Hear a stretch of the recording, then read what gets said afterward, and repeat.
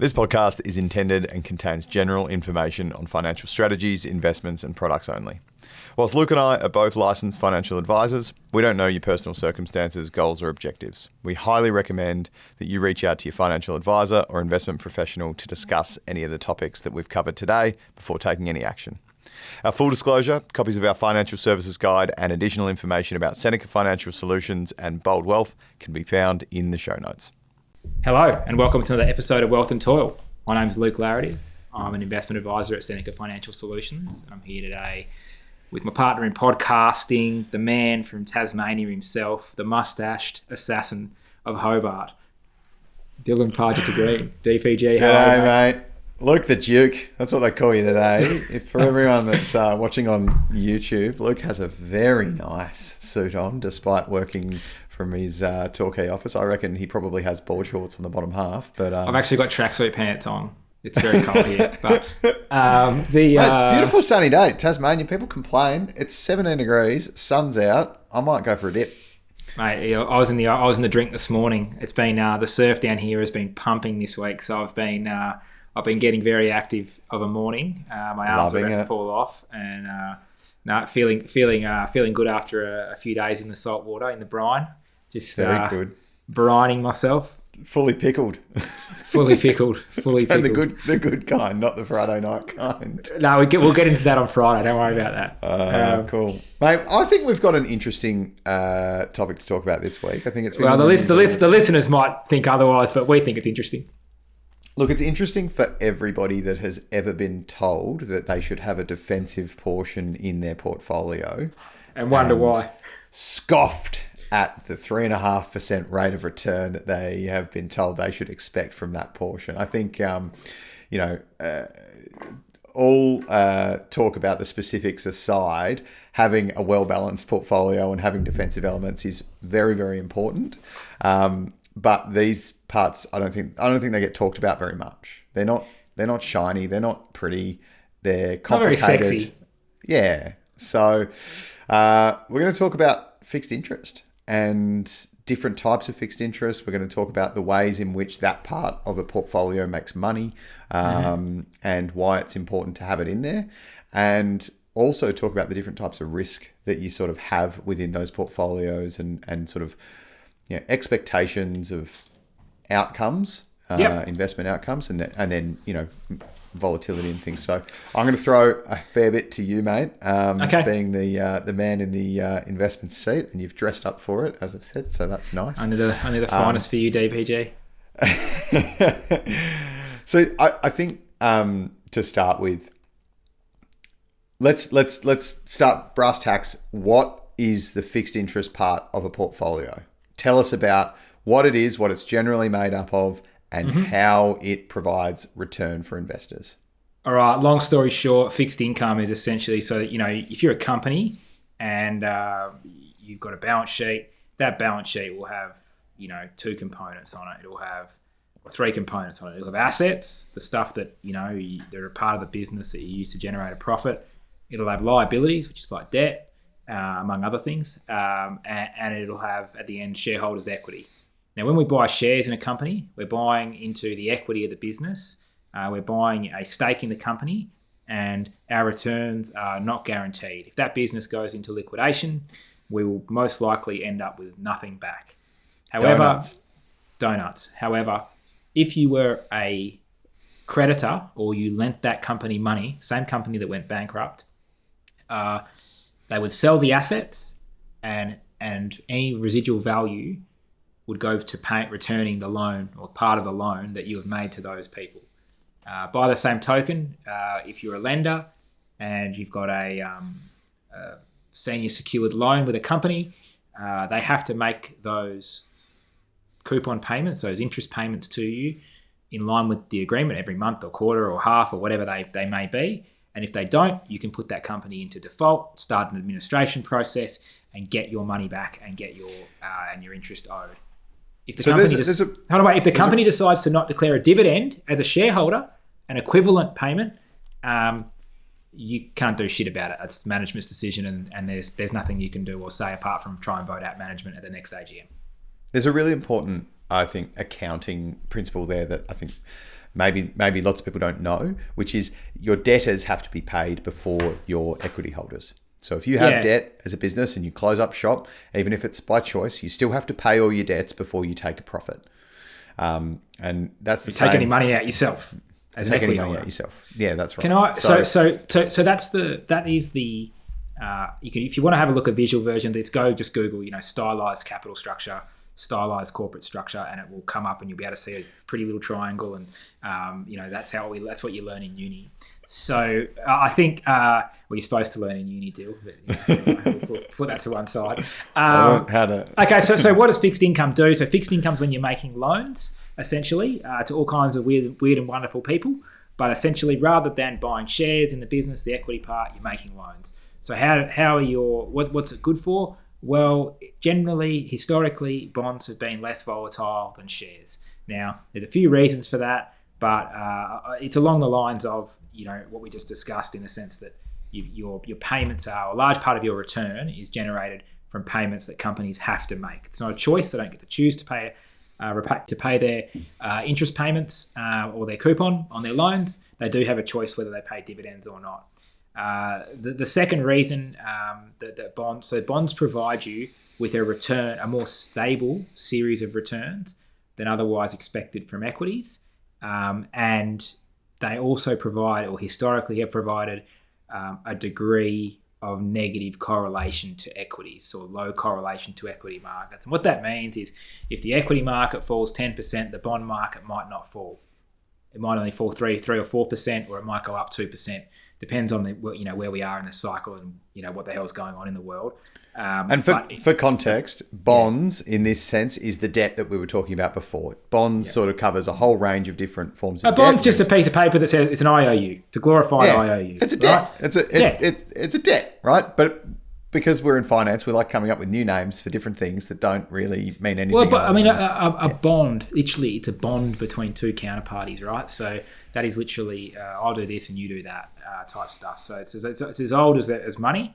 As soon as we invented a way to transfer value, we invented a way to borrow money, and bonds are that part of the economy. So I think from the punter's perspective, if you put bonds in your portfolio, your long-term returns will go down, but so will your portfolio volatility, and potentially your risk-adjusted returns will go up.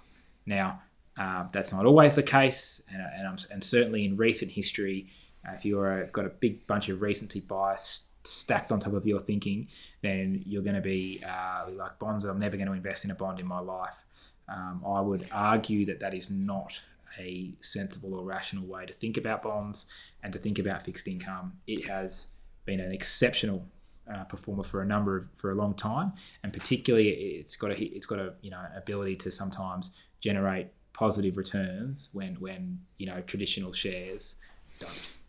Well, that's what we talk about, diversification and building portfolios with the appropriate asset allocation for not only what you're trying to do right now, but what you're trying to do in 10 years, 20 years, 30 years. And as your life changes, making sure that you have an appropriate allocation that suits what your needs are. That risk-adjusted return is not talked enough about, I think, in everybody likes it. Everyone likes a big fucking number, right? And at the end of the day, everyone likes a big number until it's got a big hash mark in front of it and it's negative and the market's a big red number. No one likes a big red number. No one cares. And it's happened 3 years before you're supposed to retire, right? So, let's call a spade. The goal of a financial advisor is not to generate you the highest possible returns. The goal of a financial advisor is to get you where you want to go. Now, sometimes that results in you in needing to generate exceptional levels of return. Other times, it just means that we need to generate a modest level of return and take the lowest risk possible to achieve that level of return. As I say to clients often, there are only two objectives: maximize return for an agreed level of risk, or minimize risk to generate an agreed level of return. And we can talk about goals until the end of time, but we can use fixed income in both instances to give you the highest probability, or the best probability chance of achieving what you want to achieve. Yeah, absolutely. And probability is effectively, when we're looking at past data to make future decisions, probabilities, one of the only tools that we have to help make that. So correct. And we can. So I mean, let's talk about the best we can do is to use history as a guide, right? Like it's got to not be the only reason we make a decision, but certainly, particularly very long run, we can use that as a guide.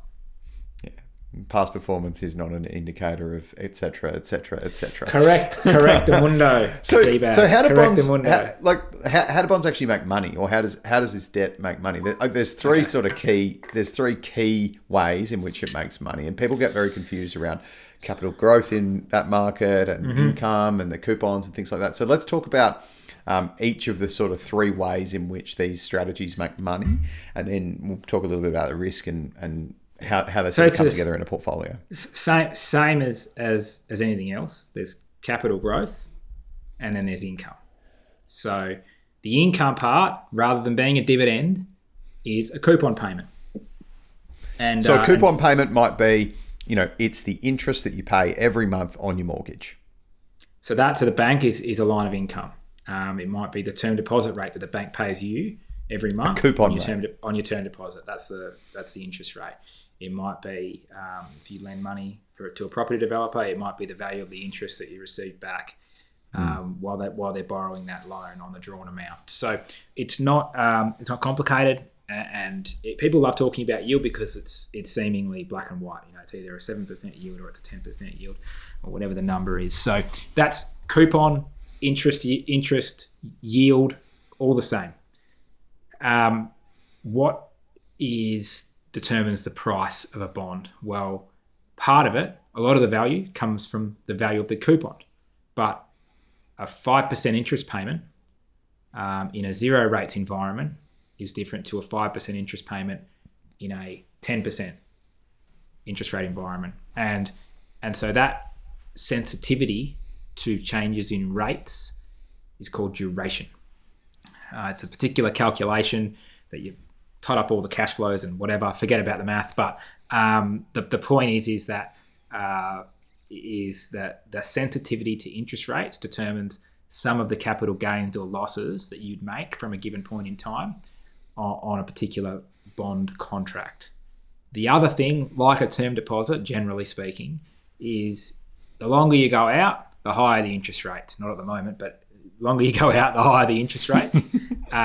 So the longer you have your money lent out for, typically the higher rate of return you'll require, because there's a chance that the longer you go out, the chance of someone not paying you back goes up. More shit can happen, more water can go under the bridge. So that's called term or term premium, and they're the real the three kind of key elements. The last one relates to what kind of water goes under the bridge, and that's called credit risk, i.e. counterparty risk, i.e. what is the likelihood that the person I'm lending the money to, A, meets their interest payments, and B, pays me back the face value at the end of the loan period. So let's talk about that shortly, but I want to talk about like duration and term, because in a really, really simple way, if you bought a bond in 2021 that had, when we were in a 0% interest rate, pre-Australian rates going up and the rest of the world rates going up,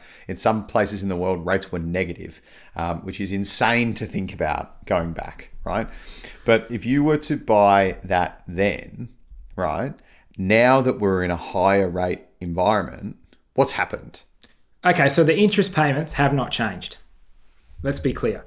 The dollar value of the interest payments on that particular bond or particular piece of paper, promissory note, if you want to call it, to keep it real simple, has not changed. The reason why the yield has changed is because the price has gone down. Yield and price, and I need to repeat this twice for most people, yield and price are inversely related. If Dylan and I if I loan Dylan $100 and he agrees to pay me 10% interest, I'm going to get $10 over the course of a year. Or let's just say one payment at the end of the year. So he pays me the 10% interest. However, if the risk-free rate changes and I wanted to on-sell that bond, would, risk-free rate goes up from 5 to 10. Well, now, why would anyone take the risk to lend Dylan money to only generate a 10% return when they can lend money to the Federal Reserve or the RBA, who've got no risk of not getting paid back, or who've got no risk of not paying you back for the same level of return? You would need to adjust. And that risk premium means that the value of Dylan's security, all else being equal, has halved. Has gone down. And so the same thing with those term deposits that people might have taken out during the years. Well, don't use a term deposit because deposit price isn't going to change. But if you bought a bond or you had exposure to fixed income and rates went from 0 to 5% around the world, let's just call that for simplicities. Let's say you were getting a 2% premium, right? 2% yield. Well, that's a 2% premium to interest rates. So in a 5% interest rate environment, you now to keep the value of that security the same, you'd have to be achieving a 7% return. And that is why the price of your securities went down, is to adjust for that change in interest rates. And that is duration in a heartbeat. And that's what I wanted to get to at the very end of that. It's the fact that because interest rates have risen, those ones that have been purchased previously when the rate was lower and the coupon rate is fixed at, say, 3%, that's now less than what the RBA cash rate is. So what you can buy today is giving you a higher rate than that. And therefore, if you need to on-sell that bond, you won't get as much money as what you paid for it. But it's important to understand that, if that's only a 1-year contract, you're going to have less sensitivity to rates than if it's a 50-year contract. 100%. And that's where we talk about duration and term.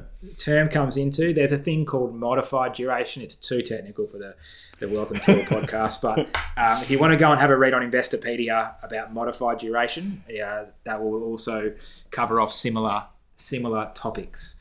But Dill, let's get something. Let's get onto something maybe a little bit more practical rather than theoretical. Okay. So credit risk.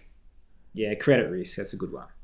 Yeah. So credit it's pretty risk, simple. If you lend money to the bikies, you expect a better return than if you lend money to me. And then if you lend money to the RBA, you would expect lower return than if you lend money to me. So that's credit risk. How does that then get priced into some of these? And because what we're gonna jump to next relates to this.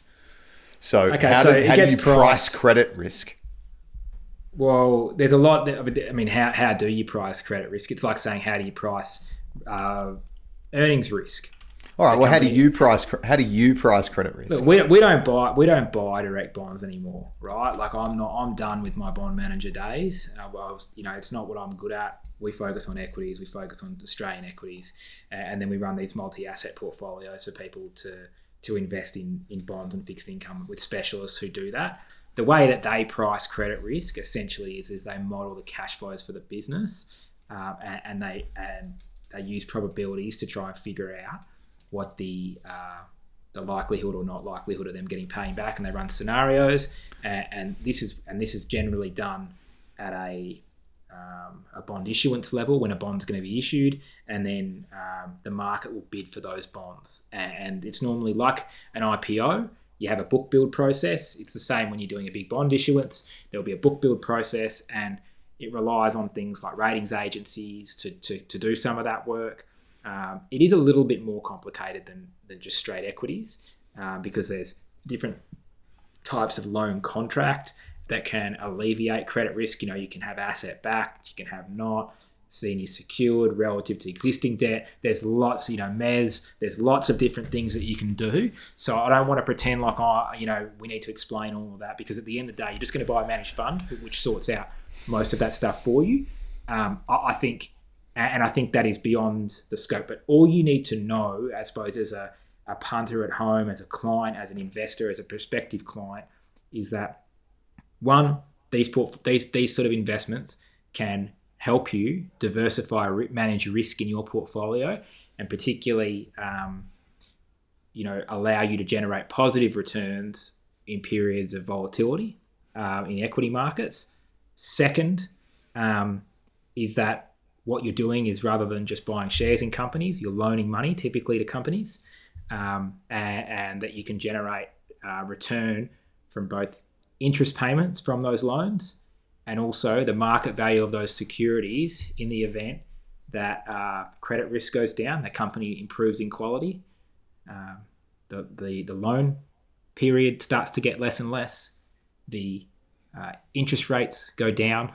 These are all factors that can go into the value of a bond going up and the required yield or required return from investors coming down during your holding period.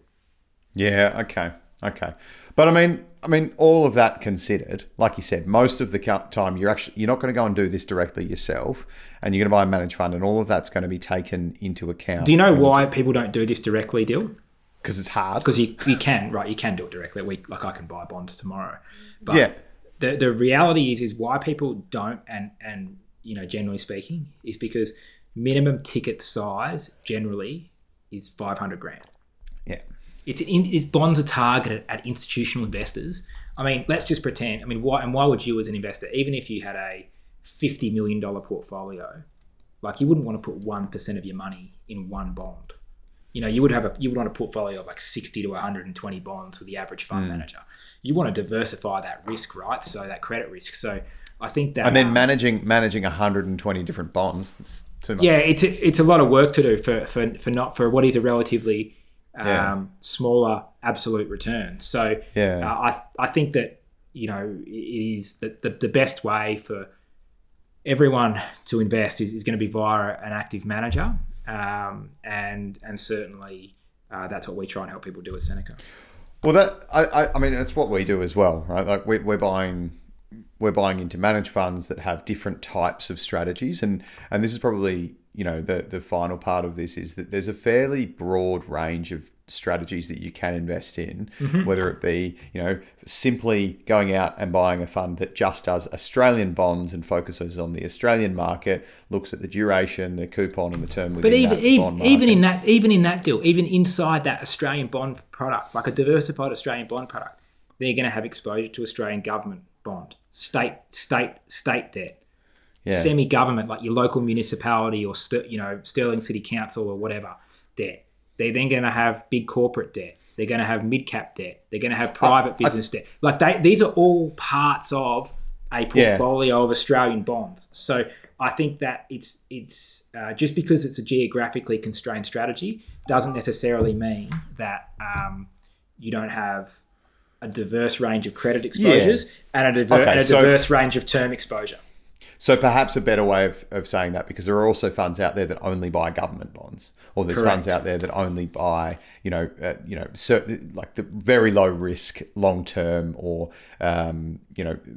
very specific sector bonds, and then you also have the full spectrum of I guess credit in this, where we go through to diverse bond funds. You go then to different types of credit, so direct lending, and then you've got private debt, which is probably it's a buzzword at the moment. I think lots and lots of people are looking at that as an alternative. Private credit, people call it as private credit. Yeah, private credit, private debt.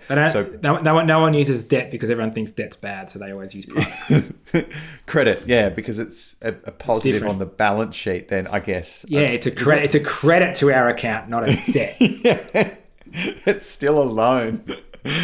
Oh dear, the finance industry, it's a worry. Oh man, like I said before, right? Any chance for jargon and we'll jump right at it. But I think it's important to recognize that they're not all born equal, and that different strategies require... So many shit fixed income managers. So many shit ones. There you go. So many average fixed income managers. There's probably two strains of thought, and I think we both look at these, and we probably look at them for different stages of clients' lives, like younger clients who are building their wealth, high income earners who are putting more and more away, but still want to have that level of diversification, slightly away from the equity markets. I think that's where you can be perhaps a little bit more aggressive in a portfolio, and you can use some of these. Higher rates of default is a good way of putting it, right? So higher rates of default. You take credit risk. You take credit risk. It's like equities, bro. If you buy small caps, you should expect better returns. Same shit. Yeah, but you are taking more risk. You're going to see more volatility, and it's about having the time horizon to do it.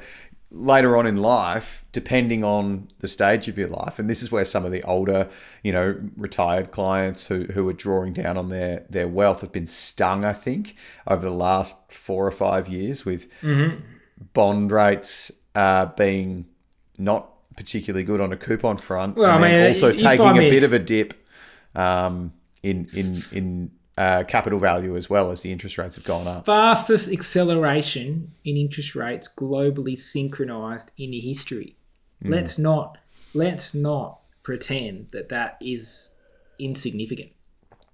And that's also a really, really important thing to think about, because we talk about GFCs and we talk about dot-com bubbles. That was the bond GFC. That's the bond GFC. That's right. We've never seen interest rates be low for so long and then accelerate at the rate that it has. And a lot of that came out of high amounts of stimulus given through a time of a 1 in 100 year pandemic, keeping rates lower than they should have been during times of pretty consistent global growth beforehand. Yeah. So these things don't happen all the time. And that recency bias that you were talking about, that's something that you need to, as an investor, you need to get over that. Because if you're in your 60s and you're like, you know what, I've just had the worst time ever in the last 5 years with bonds, I'm going to put all my money in equities. Like, you need to call Luke or myself, because that is not the strategy that you should be moving ahead with. Don't be afraid of defensive assets because of the recent returns. Few years. And I mean, like, returns are, anything on a short-term basis is really, you need to have a really good hard think about it. But everyone thinks about these as the crocodile brain goes to bonds. That's a long-term, steady, stable outcome, right? That's what you read, and it is that.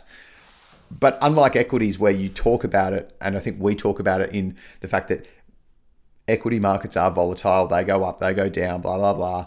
Like, that is something that we can openly talk about a lot easier than saying, hey, bond markets dropped 15% in 2021. No one on the news at night be like, the bond market fell 4 basis points today, like Australian 10-year bond decline. Like, no one even knows like what the hell goes. It's a bit of an opaque market. It's not actually opaque. The global bond market's 3 times the market cap of the global equity markets. That's insane. So like, everyone kind of forgets, but the stock market's kind of like the ugly sister. So it's the bond market's where the real money is. So if you don't understand bonds, you don't understand risk-free rates, you don't understand equities. So if your monkey stockbroker can't explain to you what's happening in bonds at the moment, he can't explain to you what's happening in equities either. Because you got to know, it's critical. It's literally the foundation. The risk-free rate in terms of how much money how much return we require to lend the US government money, that is foundational. And if you can't quote that to me, I don't know how you're pricing equities every day. I think that's a wonderful place to wrap up. I think your attack on fixed income managers and monkey stockbrokers. Sorry, I probably should retract that. Keep in mind, mug stockbrokers. Mug stockbrokers. Like, keep in mind that Luke himself used to be a mug stockbroker. I'm not a mug. I'm a clown. It's a different story. He's a clown. Oh dear. Look, I think the sort of key thing is that not all fixed income strategies are born equal, but also that recency bias is certainly not something that you can rely on ever, but also particularly in a market which is built around driving long-term sustainable returns at a relatively lower risk-free rate than the markets that we all like to talk about on the news. Look, at the end of the day, fixed income's a really important part of portfolio returns. Now, do you need to run a 60-40 traditional balanced portfolio? No, you don't. Do you need to allocate large portions of your capital if you're in retirement phase to fixed income? No, I actually don't agree with that at all. And certainly, but if you are a ultra high net worth family with very aged, very elderly people, and you're really just interested in protecting against inflation, fixed income can be a really good solution for you. If you are a trustee for some young orphaned children, if you are a trustee for someone who's disabled, if you are, there are scenarios where above average allocations to fixed income are really appropriate. Now, is that everyone's situation? Is it the average situation? Is that whatever? Well, no, you should probably go and get some personal advice, figure it out if you don't know. But my point here is that you can improve your risk-adjusted portfolio returns through including fixed income, and you can certainly include it, job for another day, in alternatives. I think my only other comment deal on fixed income and private credit, because it's just the buzzword of the day at the moment in financial advice, is do not confuse low volatility with infrequent measurement.